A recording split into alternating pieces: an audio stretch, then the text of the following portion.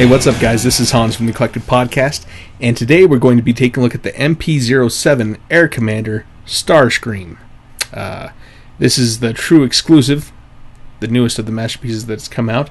We'll go ahead and we'll take a look at the packaging real quick. Of course, on the side of the box, you've got your Transformers logo that transfers all the way up to the Generations logo up to the top. On the side there, you've got your Decepticon logo, which kind of wraps onto the side of the box. It's kind of what we come to expect for these masterpiece figures. On the side here, we do have his bio. Get you to zoom in on that real quick. Let you read that for a second. And then going on to the back of the box, we have him in his alt mode on his flight stand up there at the top. There he is in his alt mode without the flight stand.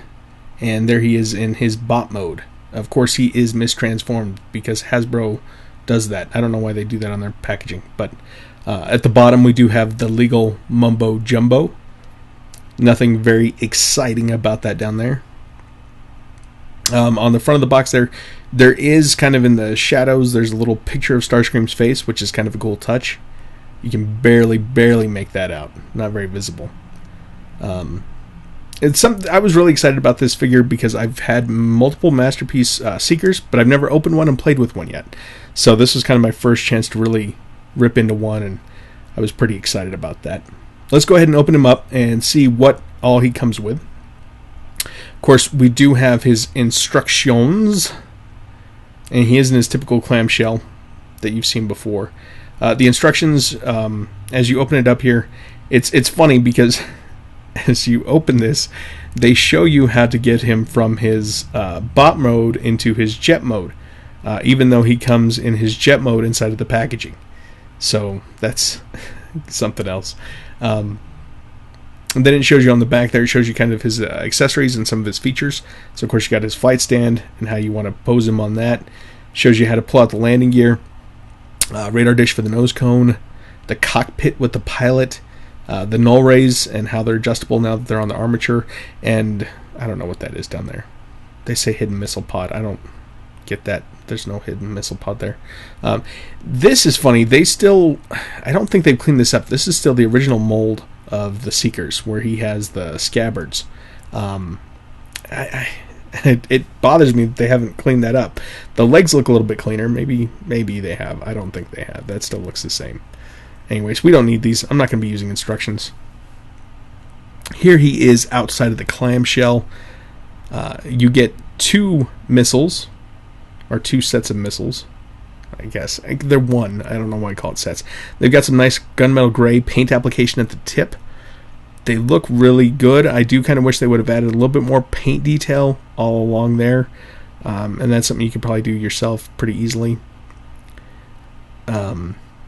You also get the flight stand, which has a really nice tempo printed Decepticon logo on there. Really nice molded detail actually all the way across on this thing.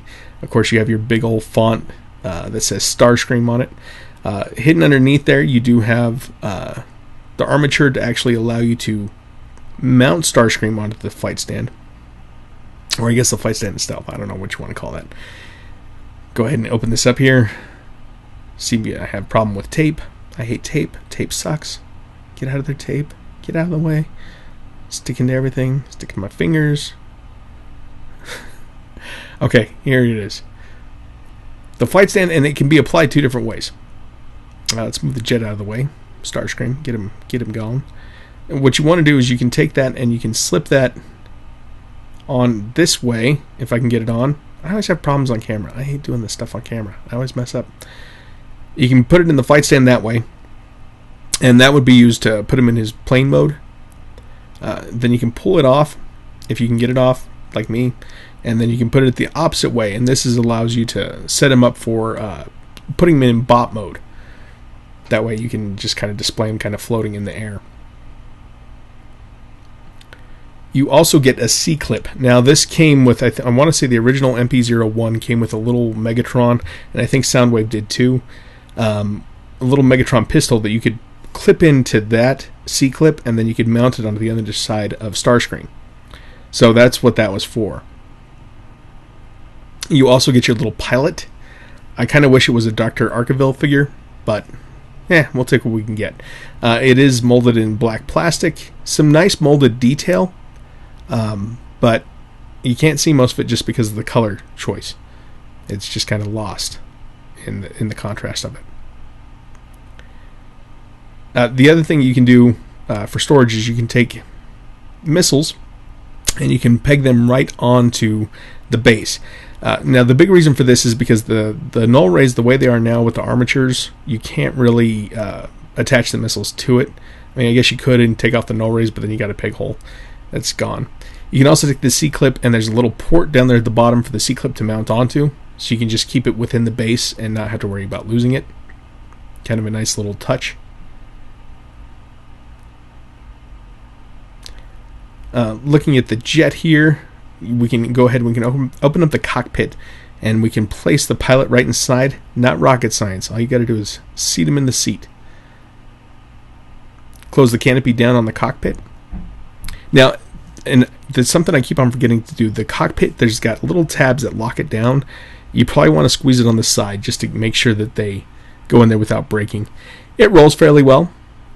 It's not a car, so I mean, don't expect it to roll like crazy, but I mean, it does roll fine on its landing gear that it has. Let's go ahead and let's take a look at some of the features that he's got here. If we open up the cockpit, you can kind of see some of the molded detail that they have up there. It's not completely detailed and they didn't go crazy with it, but it looks pretty good. And I can't tell if that's painted or if that's just molded in that gunmetal gray. It's hard to tell, but it's there nonetheless. Go ahead and close that back down again. See, I forget to clip the canopy. You also have his radar dish on the front. Get you a zoom in on that real quick so you can get an up-close view of that. Really nice, nicely painted, and then it's got some nice texturing detail on it. You do have his air brake, which flips up right from the back there, out of the center of the fuselage. Not sure if that's die-cast or not. It looks metal, but I can't tell. I'm pretty sure it probably is die-cast. Everybody's always said it's die-cast, so that's probably what it is. Close that back down. You do have on the thrusters on the back here, they did a really nice job with the paint. Like, it's got a really nice gunmetal gray color to it. And they're adjustable. I mean, they are kind of like on a ball joint, so you can kind of adjust the vectors of the thrust however you want to.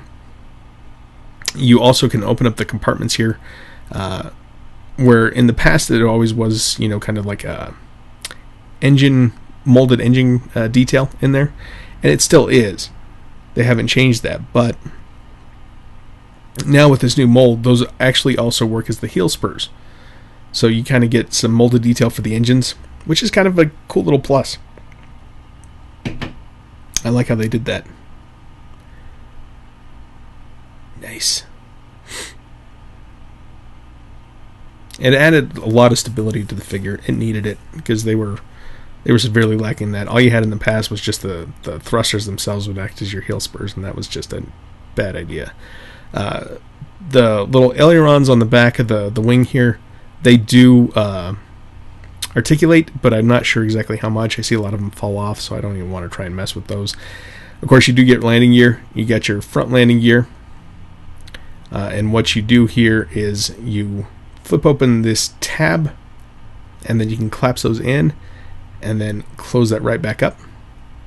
On the rears, they just come out of his legs here, off his shins. You just close those back in. And let's take a second. Let's go ahead and look at him on his flight stand. That way you guys kind of get an idea of what he looks like on that stand, as I try and figure out how it goes. And it goes this way. Slip it on. Boop. Okay. On the bottom here, okay, on his chest, if I can get it into focus or into frame, there's a little slot on the inside of the flight stand right there at the top, and on his chest there's a peg. They correspond to each other. What you want to try and do is kind of right on the back of his head, get that to slip in, and then mount it. And then it's mounted on his flight stand. Looks really good. I will say I really think this is a great representation of a jet.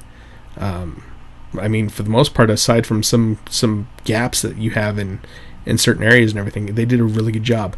The bottom of the fuselage, obviously, it looks like there's something a little bit off because it's not as streamlined as it should be on a regular jet. But they did do a really fun job with that. You can see some of the blockiness that takes place there. And that's mainly due to the improvements they've made on the mold.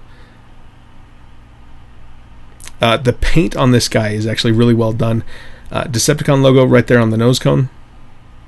You've got some really nicely deep reds and whites that come off the side of the wings that are just kind of some detailed pinstriping almost on it. Looks really, really good. Of course, on the Decepticon logos, they did some silver outlining on the whole logo. Really, really nice looking. Really makes it pop. You get some nice gunmetal gray that they've painted onto some of the panels back here. Let you see some of that. That looks really good too. That looks really sharp. On the back, again, you do see some gray swirling in the plastic, but that's not a big deal. The figure feels quality. On this back stabilizer, that looks really good. The red, and then I like this kind of metallic flake blue that they used. Almost kind of like a Thundercracker color. Looks really, really, really, really good.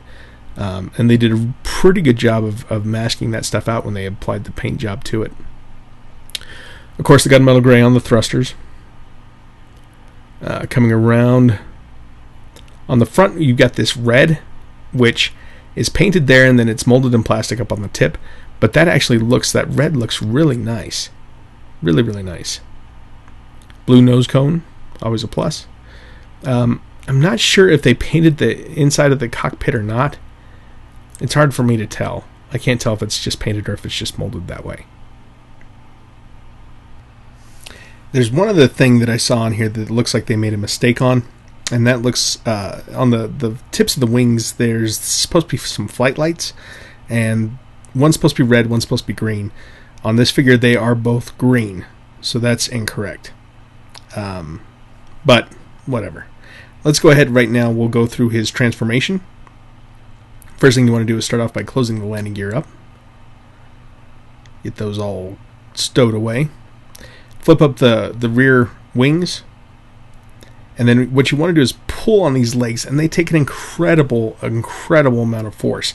Much, much tougher to pull out than what I thought they were going to be. And then open up the engine compartments here. Take the heel spurs and flip those down. Close that back up. Do the same thing on the opposite side. If I can get it, there we go. Close it back down. And then you want to take from the right here off the shins, you want to take the legs or the feet, flip them down and rotate them. And then push up the stabilizers along with the rear wings and just slide them up on that mechanism. Make sure you push on that whole thing. You don't want to push on the rear wings because they'll just come off. So that's basically the legs are done. Let's go ahead and we'll move up to the null rays here. You want to just kind of flip them up and then flip these ailerons down. And just untab them right from the wings. Flip down those ailerons. And we'll stand him up. The transformation on this guy, it's involved, but it's not overly difficult. You want to start untabbing these wings from the fuselage, and you just run it all the way up. There's a bunch of little tabs and everything that keeps it all in place. You just kind of want to work it all the way up the wing until you get it to release. Once you get it to release, then we can start moving on to the back of that there. You can rotate the null rays now just to get them kind of in the proper placement for the arms. And this is kind of trickier than what I thought it would be. But then you just kind of collapse it back down on that arm. Do the same thing with the opposite side.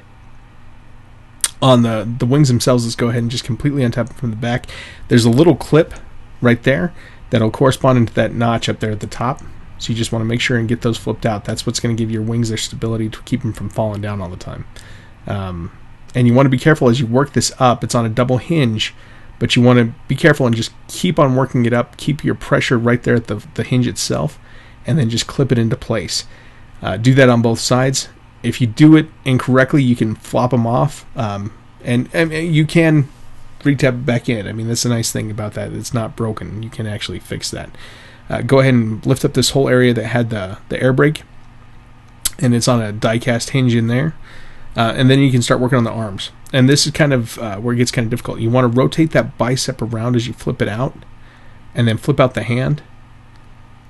But basically that allows you to move those around. Otherwise the null rays get caught up on the wings. And then flip out the hand again. Then you can start with the center chest piece. And this is kind of awkward. The way that it comes out and then it rotates down. So you got to just kind of work it in that cavity. It's not a super easy mechanism to work. Just rotate it down into that cavity. What you want to do is leave that area all kind of open up in there. Go ahead and pull this down. Open up the cockpit. Flip that back up. Close the cockpit back down. And then you want to try and start working the nose cone through the back. At the same time, the head is going to have to come through this little hole in the fuselage up there. And it's kind of awkward at times. The head is, on the side of the head, it's springy. I don't know how to put it. And as you work it through, once it comes through, it'll pop. And that's when you can start making sure the nose cone gets worked through. And again, I mean, this whole sequence is kind of difficult. The legs are scary just because they're hard to pull. This sequence is just kind of difficult in itself just because of the way that everything has to flip together. You want to flip that nose cone back down. There's a hole in the back of the nose cone with a peg on the back of that air brake assembly. So just kind of peg those together. Then you want to flip the arms up because you're going to bring them back down with the exhaust chest pieces. Just kind of work them down. And you're going to do that on both sides. And like I said, you still want to make sure you leave that area clear. Same thing on the opposite side.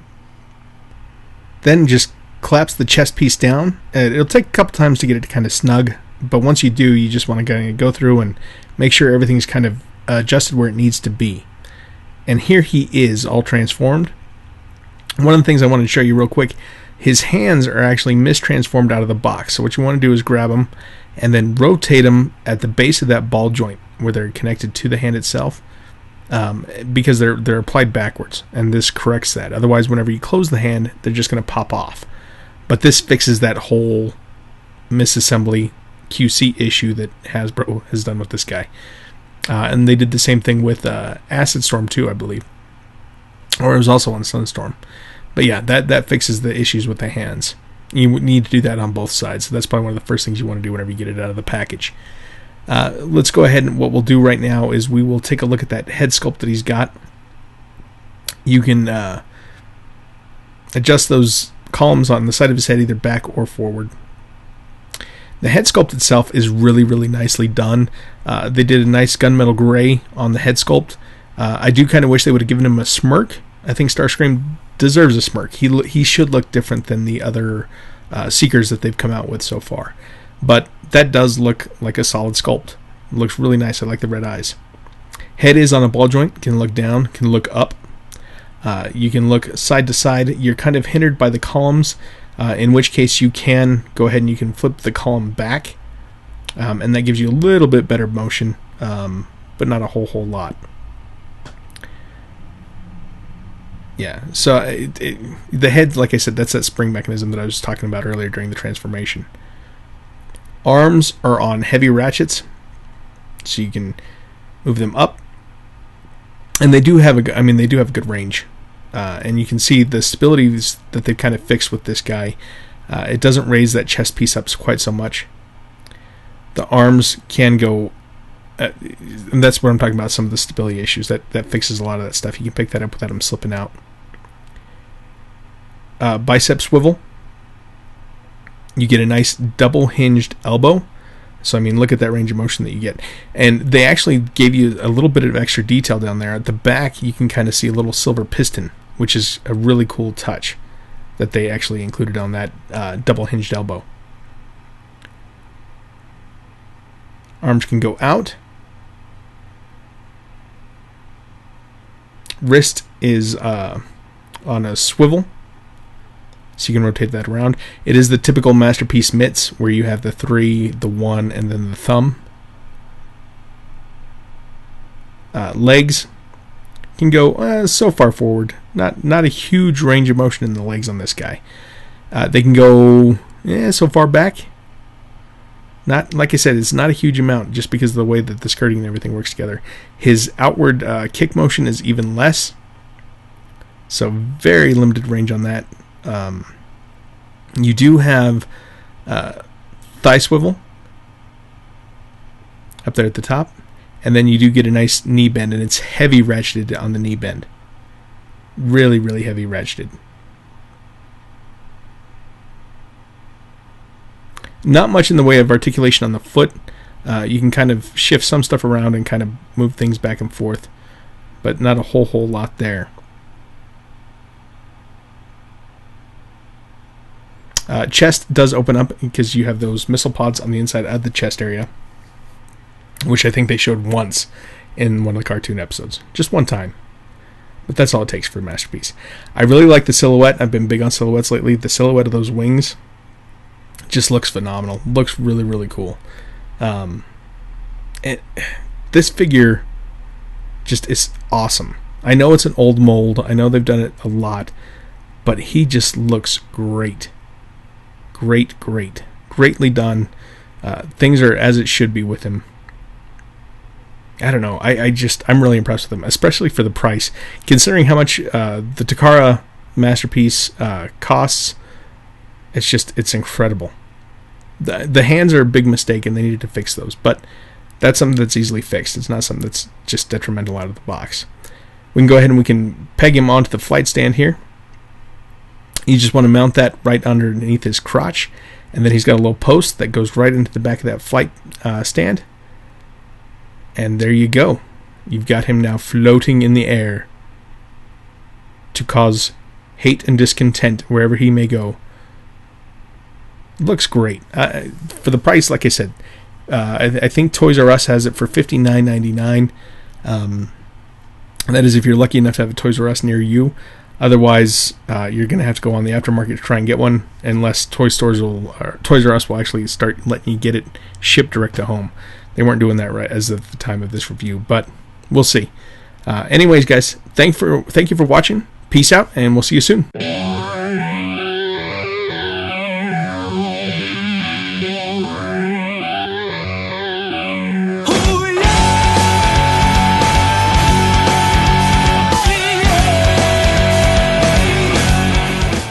What makes this podcast unique? Hey, what's going on, everybody? This is Dylan, 130 the Eclectic Podcast, just coming at you right now. Let you know we'll be on into YouTube.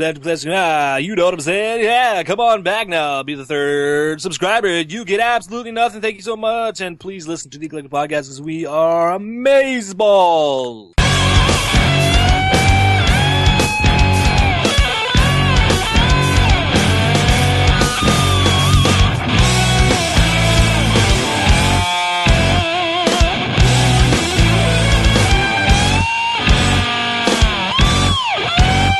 Yeah, we're probably not quoting Mel Gibson ever again.